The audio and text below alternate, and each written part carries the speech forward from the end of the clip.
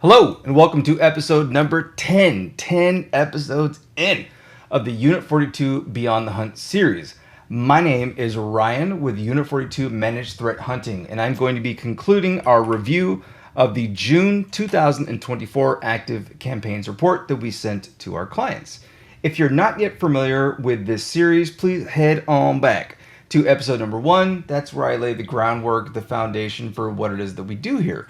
Essentially, we send out a monthly wrap-up of the things we were looking at in the previous month, which is why that in July of 2024, we're concluding our June 2024 report.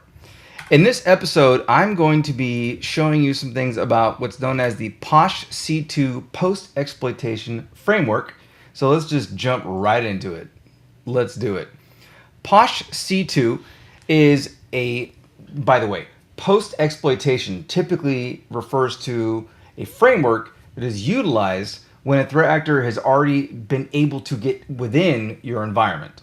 Okay, this is an open source, free and open source. This is a simple GitHub repository for PoshC2 framework. And what it does is it allows the threat actor to establish command and control, hence the term PoshC2, within your environment. So allowing them to reconnect to devices, allowing persistence following a restart, a log off, a shutdown, etc. This particular framework is extremely dynamic. It's quite configurable, and it's up there in terms of capability with the likes of Cobalt Strike, Brute Ratel, Metasploit, and your other post-exploitation frameworks with which you're familiar, basically. So everything can be configured, but many times threat actors don't make changes from default configurations, and that's where we get very, very excited when they don't do that. So first and foremost, when you launch the actual server, you have to first create what's known as a project.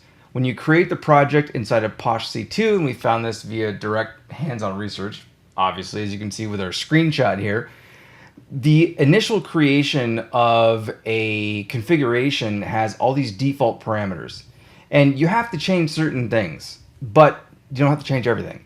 And the fact that you don't have to change everything leaves a number of possibilities for identification of indicators of compromise. So that's very handy for us.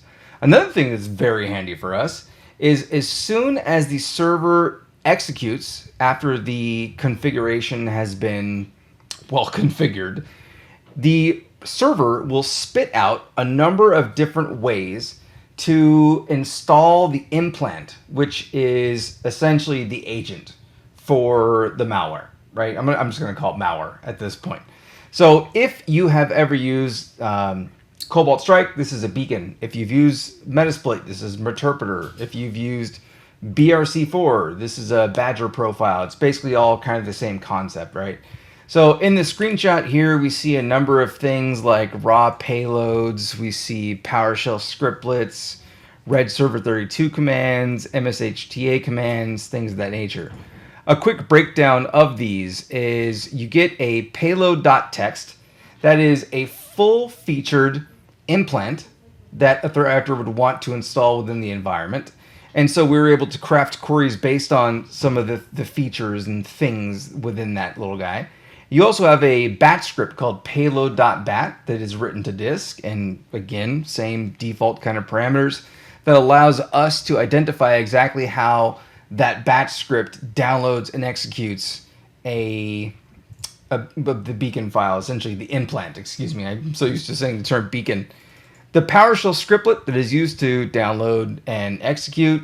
And then we also have Red Server 32 and MSHTA, which are utilized to basically, let me guess, that's right, install an implant in the environment. So we provided a number of different queries to our clients, one of them being for PowerShell code, like a little a snippet of the scriptlet, if you will. We also have one for the encoded PowerShell that is generated for payload.bat. We have one for the PowerShell scriptlet that we use enum.process, so a running process. And then we also have one for event ID 4104 because Microsoft has very kindly provided some default parameters for detection, even if you have not enabled specifically script block logging or 4104 events within your environment. You'll still have these. If this does happen in your environment, it will still fire. We have a number of things like the MSHTA method. We also have, there are named pipes, and the named pipes have defaults. So we look for those.